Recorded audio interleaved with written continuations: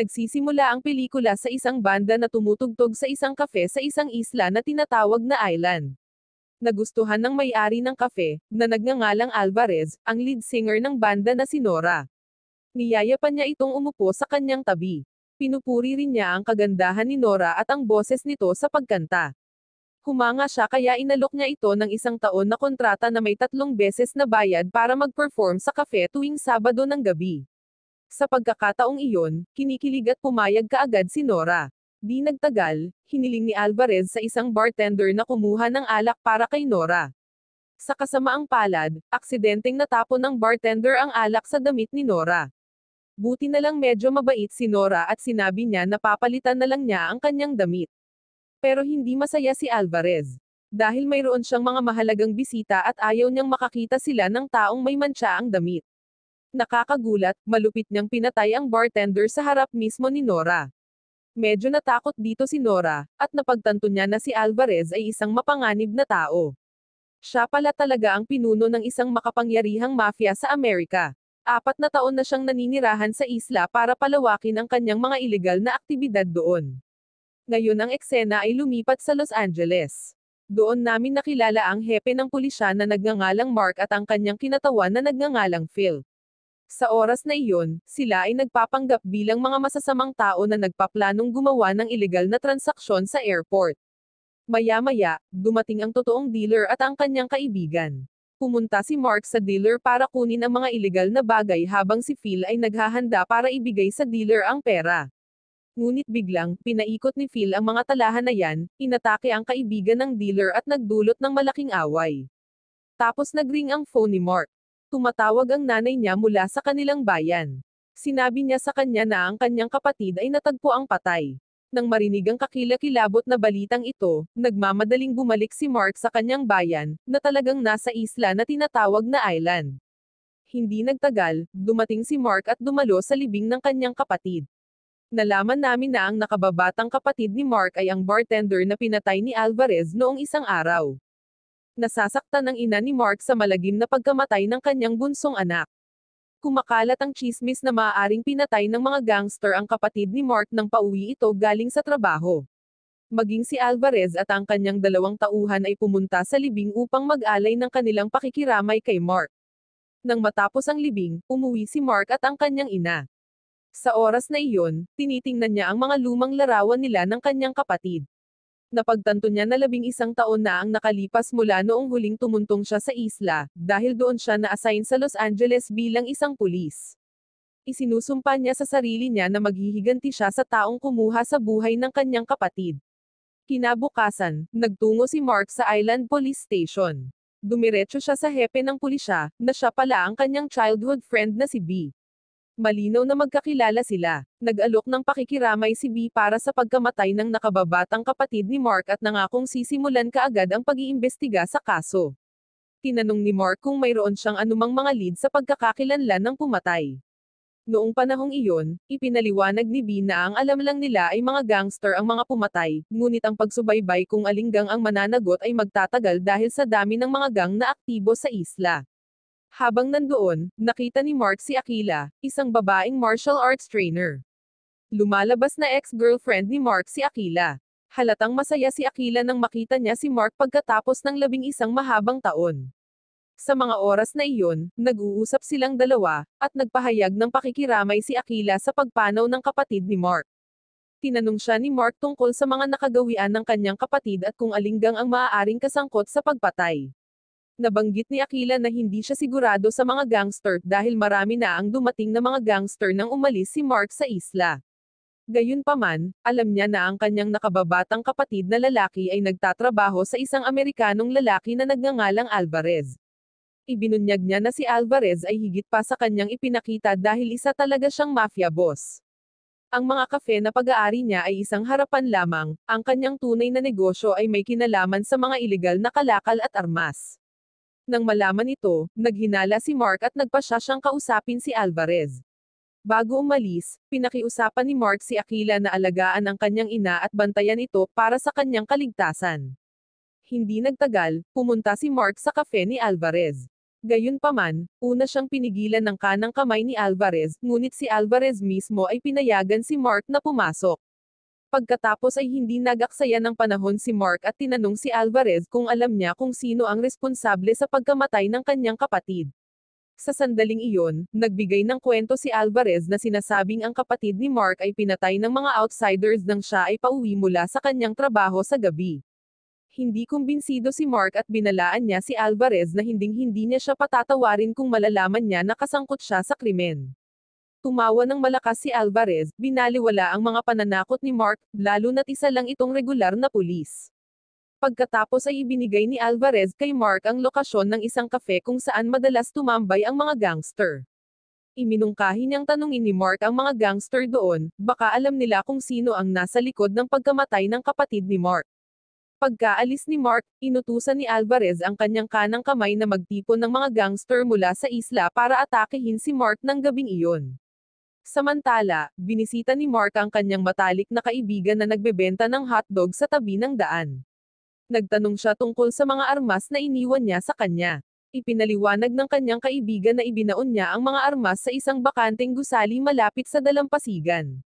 Sa paglalahad ng kwento, naging malinaw na noong sila ay mga teenager, si Mark at ang kanyang matalik na kaibigan ay parang mga pinuno sa isla.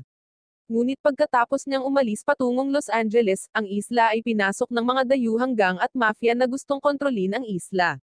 Napagtanto ng matalik na kaibigan ni Mark na maghihiganti si Mark dahil sa pagkamatay ng kanyang kapatid, kaya handa siyang tulungan si Mark sa tuwing kailangan niya ng tulong. Pagkatapos noon, nagtungo si Mark sa isang inabandona na gusali malapit sa dalampasigan at hinukay ang mga armas na ibinaon ng kanyang matalik na kaibigan. Pagsapit ng gabi, dumating si Mark sa kafe na binanggit ni Alvarez. Mabilis niyang pinatay ang musika at hinarap ang mga gangster para makakuha ng impormasyon kung sino ang pumatay sa kanyang kapatid. Gayunpaman, nagalit ang mga gangster sa mga paratang ni Mark at inatake siya, na humantong sa isang away. Kapansin-pansin, si Mark ay may mahusay na kasanayan sa pakikipaglaban upang matalo silang lahat. Nang ang mga gangster ay bumagsak, muling hiniling ni Mark na malaman kung sino ang nasa likod ng pagpatay sa kanyang kapatid. Mariing itinanggi ng lider ng gang ang anumang pagkakasangkot sa pananakit sa mga lokal. Biglang pumasok ang isang grupo ng mga gangster mula sa ibang grupo, na kumikilos sa utos ni Alvarez, at nagsimulang barilin si Mark. Sa kabutihang palad, siya ay makitid na nakaligtas sa putok ng baril, na humantong sa isang galit na paghabol. Sa gitna ng pagtugis, nagawa ni Mark na pabagsakin ang isa sa mga humahabol. Sa kalaunan, nakahanap siya ng pagtataguan, iniiwasan ang mga gangster hanggang sa umalis ang mga ito. Hindi nagtagal, nakipag-ugnayan ang lider ng gang kay Alvarez para iulat na nawala sa paningin nila si Mark. Ang balitang ito ay ikinagalit ni Alvarez na nag-udyok sa kanya na utusan ang kanyang gang na patayin ang ina ni Mark. Maya-maya pa ay dumating na sila sa bahay ni Mark at pumasok, pinaputukan ang inaakala nilang natutulog na ina ni Mark. Ngunit sa mas malapitan nilang pagsisiyasat, napagtanto nila na unan lang pala ang kanilang binaril, dahil kinuha na pala ni Akila ang ina ni Mark doon, upang protektahan ang ina ni Mark. Nang maglaon, nakita namin si Mark at ang hepe ng pulisya, si B, na sinusuri ang pinangyarihan ng krimen sa bahay ni Mark. Sa pagkakataong iyon, hindi maiwasang isipin ni Mark na kung hindi niya ipinagkatiwala ang kanyang ina kay Akila ay baka naging biktima na ito. Pagkatapos, ipinaalam ni B kay Mark na nakatanggap siya ng impormasyon mula sa kanyang impormante tungkol sa pagkamatay ng kanyang kapatid.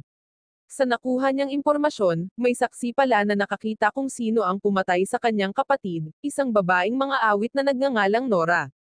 Pagkatapos ay ibinunyag ni B na nakatira si Nora sa isang motel malapit sa simbahan sa room number 18. Iminungkahi niya na maaaring direktang makausap ni Mark si Nora upang malaman ang higit patungkol sa pumatay sa kanyang kapatid. Kinabukasan, nakita namin si Mark na papunta sa kwarto ni Nora. Noong una, nagdadalawang isip si Nora na buksan ang pinto, nag-aalala na baka isa si Mark sa mga tauhan ni Alvarez. Di nagtagal, mabilis na ipinakita ni Mark ang kanyang police badge para tiyakin sa kanya na hindi siya kalaban.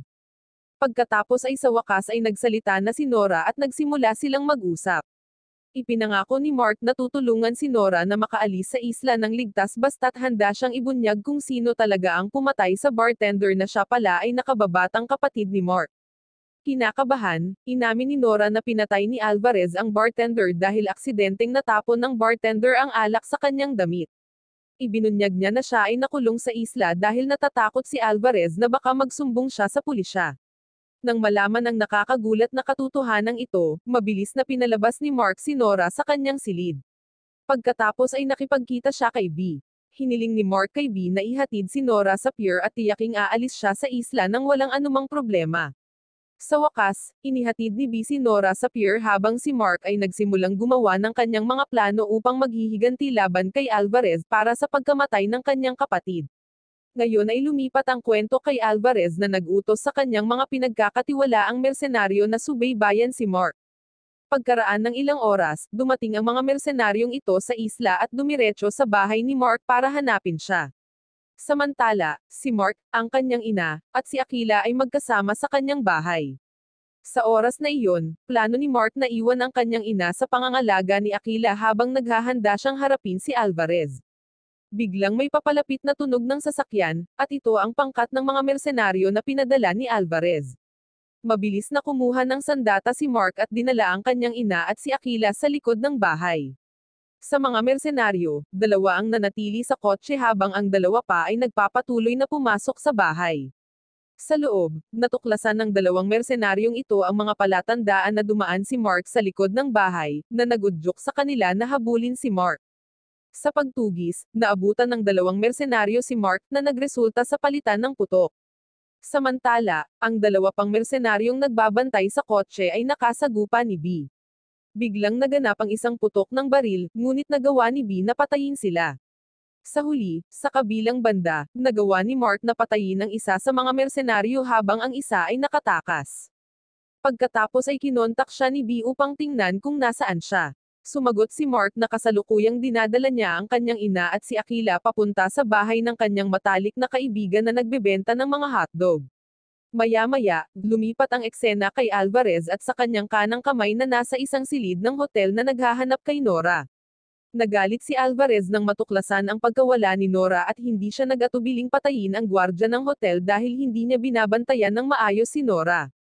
Lumipat ang eksena kay Mark na dumating sa kinaroroonan ng kanyang matalik na kaibigan.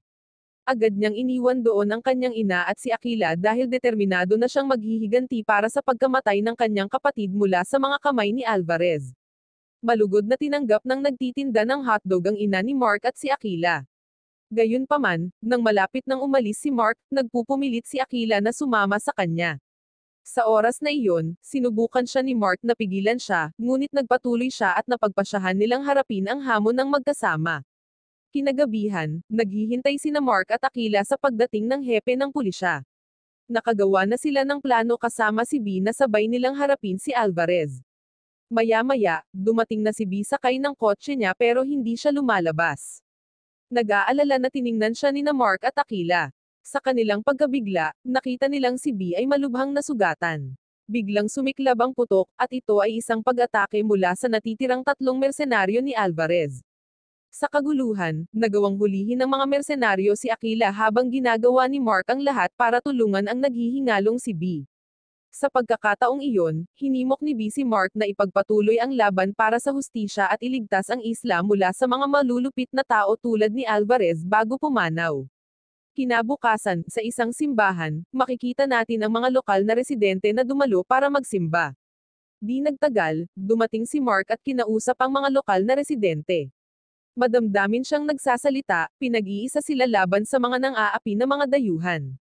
Kinausap niya ang lahat na magsama-sama sila at harapin si Alvarez, ang kriminal na nasa likod ng mga ipinagbabawal na gawain sa isla. Sa pagkakataong ito, hindi lang ang kapatid ni Mark kundi maging si B, na ang hepe ng pulisya, at ang dinukot na si Aquila na nagdusis sa mga krimen ni Alvarez. Nang marinig ito ng mga residente ay nagkasundo sila na magsanib puwersa at manindagan laban kay Alvarez. Pagkatapos, nagtungo si Mark sa himpilan ng pulisya, na ngayon ay pansamantalang pumalit kay B bilang hepe ng pulisya. Tinipon niya ang kanyang mga kapwa-opisyal at sinabi niya sa kanila na tutukan ang kanilang bagong target na si Alvarez. Habang abala siya sa paghahanap ng impormasyon tungkol kay Alvarez, biglang dumating si Phil, ang kanyang police partner mula sa Los Angeles. Sinadya ni Phil na puntahan si Mark sa isla, na nag-aalala tungkol sa kanyang matagal na pagkawala sa Los Angeles. Pagkatapos ay ipinaliwanag ni Mark na hindi siya babalik hanggat hindi niya mahuli si Alvarez na ang kriminal na pumatay sa kanyang kapatid at kumidnap kay Aquila. Si Phil ay nagpasya na sumali upang tulungan si Mark para madaling malutas ang kanyang problemang hinaharap. Kinagabihan, nakipag-ugnayan si Alvarez kay Mark. Mukhang napagtanto niya na si Mark ang nasa likod ng pagtakas ni Nora. Pagkatapos ay iminungkahi niya ang isang pulong sa alas 7 ng umaga kinabukasan para sa isang palitan, si Nora kapalit ni Aquila. Nangako si Alvarez na iiwan si Mark pagkatapos ng palitan, basta pumayag si Mark na kalimutan ang lahat ng kanyang ginawa. Bagamat pumayag si Mark sa sinabi ni Alvarez, alam niyang hinding-hindi niya mapapatawad si Alvarez hanggat hindi niya nagagawa ang kanyang paghihiganti.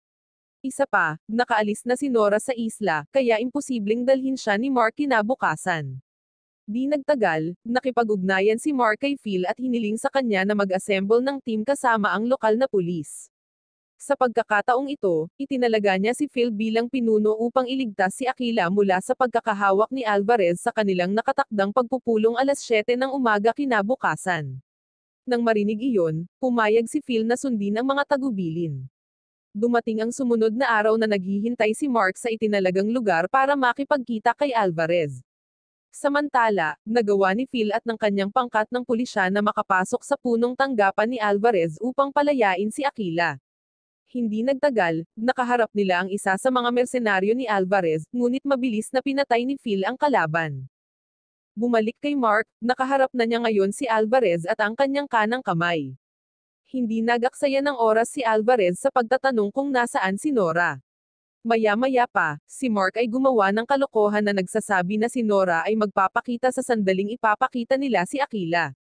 Nagpatuloy siya sa pagsasayang ng oras habang sabik siya na naghihintay ng mga update mula kay Phil na nasa kalagitnaan ng pagliligtas kay Aquila. Lumipat ang eksena sa sitwasyon ngayon ni Phil. Nahanap na niya si Aquila ngunit nahuli siya ng isang mersenaryo at tinutukan siya ng baril. Sa oras na iyon, ang kanyang mga pagpipilian ay limitado at siya ay sumuko. Sa kabutihang palad, nagawa nilang maalis ang mersenaryo sa kalaunan. Pagkatapos ay mabilis na tinawagan ni Phil si Mark na ligtas na si Aquila. Nang marinig ito, tiniyak sa kanya ni Mark na ligtas na si Nora sa Los Angeles at hindi na babalik sa isla.